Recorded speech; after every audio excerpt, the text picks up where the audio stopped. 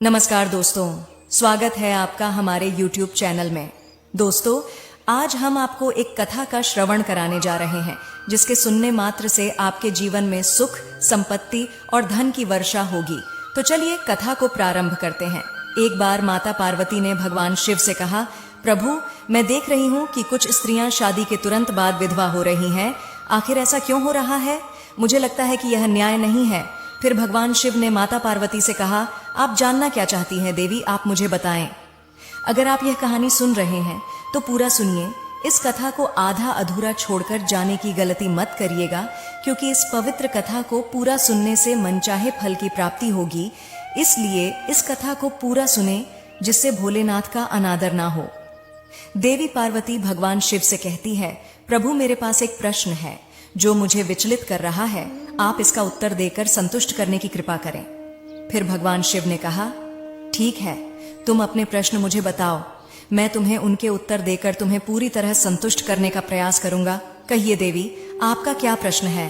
देवी पार्वती ने कहा, कौन सी स्त्री शादी होने के बाद ससुराल जाते ही विधवा हो जाती है? भगवान शिव कहते हैं, हे पार्वती, मैं तुम्हें तुम्हारे प्रश्न का उत्तर एक छोटी सी कहानी के माध्यम से दूंगा, मगर मेरी एक शर्त है। मैं तुम्हें जब तक कहानी सुनाऊं, तुम्हें कहानी को पूरे दिल से और अंत तक सुनना होगा, क्योंकि आधी अधूरी कहानी सुनने से आधा अधूरा ज्ञान प्राप्त होता है, जो जीवन में कभी काम नहीं आता। इसलिए कहानी को शुरू करने से पहले मेरा आपसे निवेदन है कि आप हमारी कहानी में खो जाएं और इससे पहले हमारे चैनल को सब्सक्राइब कर लें और कहानी के अंत तक बने रहें। भगवान शिव कहते हैं, हे पार्वती, मैं तुम्हें बताता हूँ कि कौन सी स्त्री शादी होने के बाद ससुराल जाते ही विधवा हो जाती है। सुनो, एक सुनार था जो पूर्व जन्म में एक सैनिक था जिसका नाम मोहित था। उसके माता पिता नहीं थे, शादी नहीं हुई थी, इसलिए उसके कोई संतान भी नहीं थी और ना ही उसके पास कोई भाई बहन थे। वह एक सैनिक के पद से जो कुछ भी कमाता था, वह उस पैसे को सेना में जमा करा देता था। फिर एक दिन एक नया आदमी अमित सेना में भर्ती हुआ। भगवान शिव कहते हैं कि पहले मोहित अमित के साथ दोस्ती करता है। फिर जब उनके रिश्ते मजबूत हो जाते हैं, तब अमित एक दिन मोहित से कहता है, देखो मोहित, तुम्हारे पास जो पैसा है वह उतना ही रहेगा अगर तुम वह पैसा मुझे दे दो। मेरे पिताजी एक व्यापारी हैं, मैं इसे व्यापार में लगा दूंगा। फिर जब भी तुम्हें पैसा चाहिए होगा, तब तुम मुझसे मांग लेना, मैं तुम्हें तुम्हारा पैसा ब्याज सहित वापस कर दूंगा। भगवान शिव कहते हैं कि इस तरह मोहित ने अपना सारा पैसा अमित को व्यापार में लगाने के लिए दे दिया। फिर अमित उस पैसे को व्यापार में लगा देता है। व्यापार में सफलता मिलने लगी और व्यापार में वृद्धि होने लगी, और कुछ ही समय बाद अमित ने सेना को छोड़ दिया। ऐसे ही धीरे धीरे समय बीतता गया, पर एक दिन जब मोहित ने अपना पैसा अमित से वापस मांगा, तब अमित ने उसे कुछ दिन का बहाना लगा दिया। फिर अमित अपने घर जाकर सोचने लगा कि अगर मैंने मोहित को पैसा दे दिया तो मैं क्या करूंगा, मेरा व्यापार तो बंद हो जाएगा। फिर कुछ दिनों बाद अमित को पता चलता है कि सेना में लड़ाई शुरू हो गई है। दूसरे देश के लोग इस देश पर हमला कर रहे हैं और मोहित उनसे डट के मुकाबला कर रहा है। अमित ने सोचा कि यही सही मौका है मोहित को ठिकाने लगाने का। तभी अमित सेना के एक बड़े अधिकारी के पास जाता है और उन्हें कहता है कि आप मोहित का काम तमाम कर दीजिए, मैं आपको बहुत सारे पैसे दूंगा। पैसों का लालच पाकर अधिकारी भी अमित के साथ हो जाता है, और अगले ही दिन अधिकारी को सूचना मिलती है कि 100 दुश्मन जंगल की तरफ से हम पर आक्रमण करने वाले हैं। सेना का अधिकारी मोहित को अपने पास बुलाता है और कहता है, मोहित, जंगल की तरफ से 2 दुश्मन हमारी तरफ आ रहे हैं, तुम जाओ और काम तमाम कर दो। सेना का अधिकारी मोहित को 2 दुश्मनों का झांसा देकर मोहित को 100 दुश्मनों की सेना के सामने भेज देता है। भगवान शिव कहते हैं कि हे पार्वती, जैसे ही मोहित जंगल में प्रवेश करता है तो उसे पता चलता है कि यहाँ 2 दुश्मन नहीं, बहुत ज्यादा दुश्मन हैं। फिर भी मोहित उन पर आक्रमण करता है और एक एक कर 40 सैनिकों को मौत के घाट उतार देता है। फिर भी मोहित उन दुश्मनों से डरता नहीं है और डटकर उनका मुकाबला करता है। तभी 10 सैनिक पीछे से मोहित पर हमला करते हैं और मोहित वीरगति को प्राप्त हो जाता है। भगवान शिव ने पार्वती से कहा, अपने मित्र के द्वारा धोखा देने से मोहित वीरगति को प्राप्त हो गया। जब अमित को पता चला कि मोहित मर गया तो अमित बहुत खुश हुआ। अमित के मन में यह ख्याल आया कि अब उसे किसी को अपने पैसे वापस देने की चिंता नहीं करनी पड़ेगी और यह पैसे उसके व्यापार को बढ़ा देंगे। उसके पास मोहित के कोई भी रिश्तेदार नहीं थे जिसे वह पैसों को वापस कर सके, इसलिए वह धन को देखकर बहुत ही प्रसन्न था। अब समय धीरे धीरे बीत रहा था। कुछ ही दिनों के बाद अमित के घर में एक लड़का पैदा हुआ। फिर अमित की खुशियों का कोई ठिकाना नहीं था। वह बार बार भगवान को धन्यवाद देने लगा। प्रभु, आपकी अत्यंत कृपा है। मेरे पास अब खूब पैसा है, बड़े बड़े कारोबार भी हो गए हैं और पैसा लेने वाला मोहित भी मर गया। अब अमित बहुत खुश था और वह मन ही मन में विचार करने लगा कि अब मैं अपने बेटे को बहुत पढ़ाऊंगा, क्योंकि वह पढ़ लिख कर बहुत ही समझदार बनेगा। उसने अपने बेटे का नाम सुंदरलाल रखा।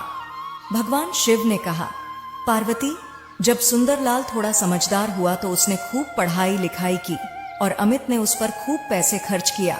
फिर एक दिन जब सुंदरलाल पर लिखकर तैयार हो गया तो अमित ने सोचा कि अब मेरा बेटा पर लिखकर तैयार हो गया है, वह बड़ा भी हो गया है और अब सुंदरलाल मेरा सब कारोबार भी संभाल लेगा। अब हमें सुंदरलाल की शादी कर देनी चाहिए।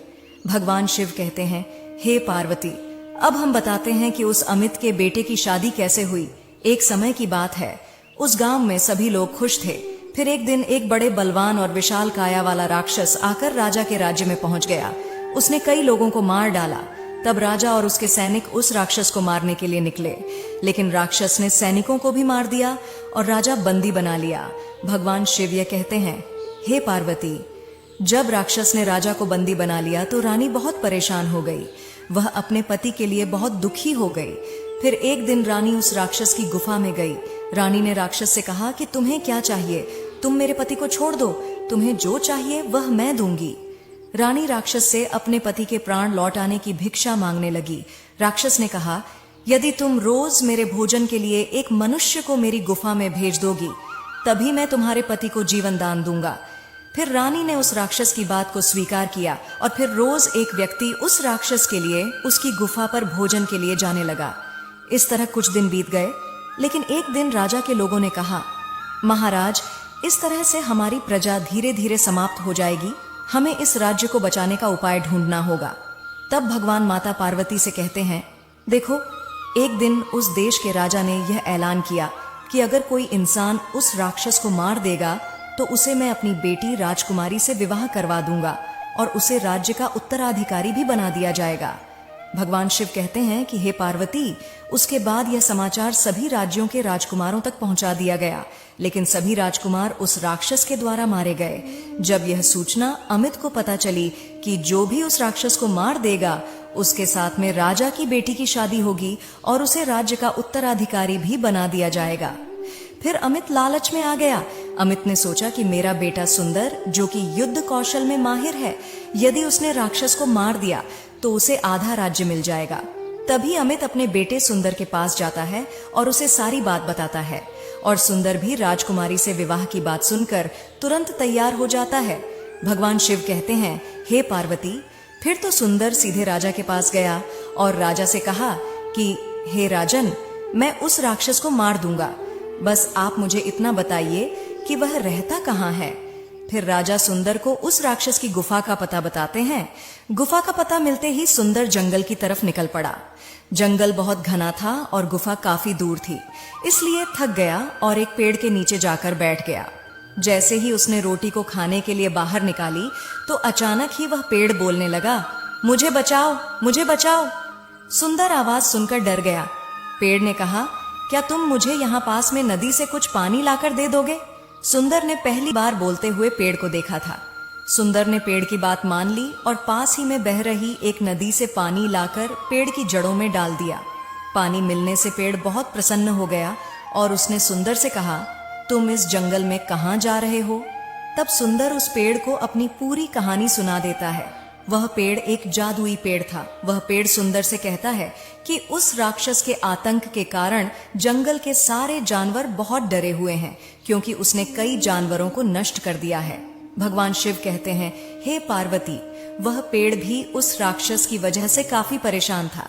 सभी जानवर उसे समाप्त करना चाहते हैं, लेकिन किसी में इतना साहस नहीं है कि उसे समाप्त कर सके। इस समय जादुई पेड़ सुंदर से कहता है, तुम मुझे बहादुर लग रहे हो, इसीलिए मैं बताती हूँ तुम्हें कि उस राक्षस की मृत्यु कैसे हो सकती है। तब जादुई पेड़ सुंदर से कहता है, तुम 3 बार ओम नमः शिवाय का उच्चारण करो, जिससे तुम्हें मेरे अंदर से एक त्रिशूल प्राप्त होगा। उस त्रिशूल के प्रहार से ही उस राक्षस की मृत्यु हो सकती है। तभी सुंदर पेड़ की बात सुनकर 3 बार बोला, ओम नमः शिवाय, ओम नमः शिवाय, ओम नमः शिवाय का उच्चारण करता है। तभी सुंदर देखता है कि पेड़ में से एक जादुई त्रिशूल प्रकट होता है और सुंदर उसे ले लेता है। भगवान शिव के वचनों के अनुसार पार्वती ने कहा कि आपका त्रिशूल मिलने पर तो सुंदर ने निश्चित ही उस राक्षस का वध कर दिया होगा। तब भगवान शिव कहते हैं कि हे पार्वती, जैसे ही सुंदर को त्रिशूल प्राप्त हुआ तो वह उसे गुफा की ओर निकल पड़ा। थोड़ी दूर चलने के बाद उसने देखा कि यहाँ पर पेड़ों की संख्या बहुत कम है और जंगली जानवर भी यहाँ पर नहीं है। सुंदर को समझ में आ गया कि गुफा यहीं कहीं आसपास है और थोड़ी देर खोजने के बाद सुंदर को वह गुफा दिखाई दे गई। सुंदर ने देखा कि वह राक्षस बहुत भयानक लग रहा था और उसने बहुत से लोगों को अपने पास पकड़ रखा था। तभी सुंदर को कुछ समझ में नहीं आ रहा था कि आखिर वह कैसे इस त्रिशूल की सहायता से राक्षस का वध करे। भगवान शिव कहते हैं कि हे पार्वती, राक्षस ने देखा कि सुंदर के पास वही त्रिशूल है जिससे उसका वध हो सकता था। तभी राक्षस उसके सामने अच्छे बनने का ढोंग करने लगा। सुंदर को भी उसका ढोंग समझ में नहीं आया और तभी राक्षस सुंदर को मारने ही वाला था कि सुंदर ने उस त्रिशूल को राक्षस की छाती में घोंप दिया। त्रिशूल के लगते ही राक्षस का वध हो गया। वहां पर उपस्थित सभी लोगों ने सुंदर की बहुत प्रशंसा की, क्योंकि सुंदर ने ही उन्हें आज राक्षस से बचाया था। भगवान शिव कहते हैं, हे पार्वती, उन सब लोगों ने सुंदर की बहादुरी की बात राजा को बताई। तब राजा बहुत खुश हुआ और अपने वादे के मुताबिक उस राजा ने अपनी बेटी की शादी सुंदर के साथ करा दी और अपने राज्य का उत्तराधिकारी भी बना दिया। इस प्रकार उस सेठ के लड़के की शादी उस राजा की लड़की के साथ हो जाती है। अब कहानी आगे बढ़ती है। उस समय अमित के लड़के की शादी उस राजा की लड़की के साथ होती है और शादी होने के तुरंत बाद ही जब विदा होकर बहू रानी घर पर आती है तो अब अमित की खुशी का ठिकाना नहीं था। अमित मन में सोच रहा था कि बहू घर पर आ गई है, अब मेरा व्यापार मेरा बेटा संभालेगा और अब मुझे चिंता की कोई बात नहीं है। भगवान शिव कहते हैं, हे पार्वती, अमित इतना सोच ही रहा था कि तब तक सुंदर की अचानक तबीयत खराब हो जाती है।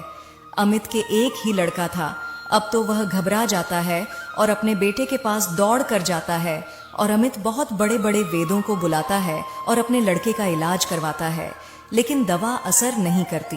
बीमारी बढ़ती जा रही थी, पैसा बर्बाद हो रहा है, मगर बीमारी घटने का नाम नहीं ले रही है। फिर सुबह से लेकर शाम तक जितना भी पैसा अमित के पास था वह सारा पैसा अपने बेटे की बीमारी में लगा दिया, मगर फिर भी अपने बेटे को वह ठीक नहीं करा सका। अमित के पास कुछ नहीं बचा था। अंत में वैद्य ने भी कह दिया कि इसका रोग ऐसा है जिसका इलाज संसार का कोई वैद्य नहीं कर सकता है। अब यह कुछ ही समय का मेहमान है और बहुत जल्दी इसकी मौत निश्चित है। भगवान शिव कहते हैं, हे पार्वती, तभी एक व्यक्ति अमित के पास आता है और कहता है कि अमित, तुम एक काम करो, अपने पास के गांव में ही एक संत रहते हैं, वह एक देते हैं, उस पुड़िया को खाकर कितना भी बीमार व्यक्ति हो वह खड़ा हो जाता है। तुम जल्दी से जाओ और वह पुड़िया ले आओ। भगवान शिव कहते हैं, हे पार्वती। फिर अमित उस व्यक्ति की बात को सुनकर पड़ोस के वैद्य के पास जाता है और पुड़िया ले आता है। इधर जैसे ही वह पुड़िया सुंदर को खिलाता है वैसे ही सुंदर तुरंत ही मर जाता है। भगवान शिव बोलते हैं, जब अमित के बेटे की मौत हो जाती है तो वहां उसकी पत्नी भी बहुत दुखी हो जाती है। उस समय राजा की बेटी भी, जो कि अमित की बहू बन गई है, वह भी विधवा बन जाती है। तब अमित घर पर बहुत रो रहा था, उनकी बहू भी रो रही थी और गांव वाले भी बहुत दुखी हैं। इस दरमियान भगवान विष्णु ने एक संत का रूप धारण करके अमित के पास आते हैं और अमित से पूछते हैं, हे अमित, आपको इतना रोना क्यों आ रहा है? अमित कहता है, महाराज, मेरे जवान बेटे की मौत हो गई है तो उसका रोना तो बनता है, अब मैं कैसे ना रो? विष्णु पुनः पूछते हैं, लेकिन आप खुद क्यों रो रहे हैं? अमित कहता है, मेरा बेटा मर गया है तो मैं कैसे ना रो? विष्णु वहीं खड़े रहकर कहते हैं, पर उस दिन तो आप बहुत खुश थे। अमित कहता है, किस दिन? तब विष्णु कहते हैं, जब आपने अपने कारोबार के लिए मोहित से पैसे लिए थे और मोहित की मृत्यु होने पर उस दिन आप खुश थे। तब विष्णु कहते हैं, जब मोहित मर गया था तब आपने सोचा था कि अब आपको किसी को पैसे नहीं देने पड़ेंगे और आप बहुत अमीर हो गए हैं। मोहित ने तुमसे कितने बार अपने पैसे मांगे, लेकिन तुम तब तक उससे बहाने बनाते रहे जब तक तुमने उसे मरवा न दिया हो। यह बात सुनकर अमित हक्का बक्का रह गया। तब विष्णु कहते हैं, उस दिन भी तुम्हारी खुशी का ठिकाना नहीं था, तुम्हारे पैर जमीन पर नहीं पड़ रहे थे। एक बात बताओ, जब तुम इतनी बार खुश हुए तो थोड़ा सा दुख होने पर रोक क्यों रहे हो? फिर विष्णु ने अमित को उत्तर दिया, अरे सेठ, अब मेरी बात को ध्यान से सुनो। यह मोहित था और अपना पैसा वापस पाने के लिए तेरे घर में यह पुत्र के रूप में आया था, जिसका पैसा तूने अपने कारोबार में लगाने ले लिए था। जब यह पुत्र के रूप में तेरे घर में आया तो तूने उसके पढ़ाई लिखाई में खर्च किया, उसके श्रृंगार में खर्च किया, उसकी शादी में खर्च किया, और फिर जो भी तेरे पास बचा तूने उसकी बीमारी में पैसा खर्च किया। लेकिन अंत में तेरे पास सिर्फ 2 आने बचे, वो भी एक आदमी से उधार लेने के बाद तूने फिर 2 आने की पुड़िया लेकर चला आया, जिसको खाकर तेरे बेटे की मौके पर मौत हो गई। अब समझ लें कि तेरे कर्मों का फल मिला है तुझे। तभी अमित साधु से कहता है, लेकिन मुझे बता, मेरे घर में जवान बहू थी, उसको धोखा मिला और उसको जवानी में विधवा बनाया गया, तो बताओ उसके साथ ऐसा क्यों हुआ? उसने कैसे मोहित के साथ धोखा किया था? उसके क्या गुनाह थे जो उसे विधवा बनना पड़ा? अमित की बात सुनकर भगवान विष्णु जवाब देते हैं, देखो, जो तुम्हारी बहू है यह राजा की बेटी है, अब तुम्हारी बहू बनी है।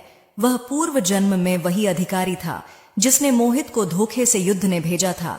उसने मोहित के साथ धोखा किया और उसे युद्ध में मार दिया था। यही उसके कर्मों का परिणाम है। भगवान शिव कहते हैं, पार्वती, तुम्हारा सवाल यह था कि कैसे कोई स्त्री शादी के बाद ससुराल में जाते ही विधवा हो जाती है। इसीलिए जैसा कोई इंसान करता है वैसा ही उसका परिणाम निश्चित रूप से मिलता है। जब एक महिला अपने पसंदीदा साथी को पसंद करती है, चाहे वह कैसे भी हो, और फिर वह उसे धोखा देती है, उसका भरोसा ठगा जाता है और अपने धर्म का पालन नहीं करती है, तो यह निश्चित है, यदि वह बचपन में धोखा देगी तो उसे बचपन में ही धोखा मिलेगा। यदि वह जवानी में धोखा देगी तो वह भी जवानी में ही धोखा पाएगी। तो दोस्तों, इसलिए हमें किसी के साथ भी धोखा नहीं करना चाहिए। दोस्तों, ऐसी ही रोचक कथाएं सुनने के लिए हमारे चैनल को सब्सक्राइब करें, वीडियो को लाइक करें और कमेंट में हर हर महादेव जरूर लिखें। तो दोस्तों, मिलते हैं अगली वीडियो में, तब तक के लिए धन्यवाद।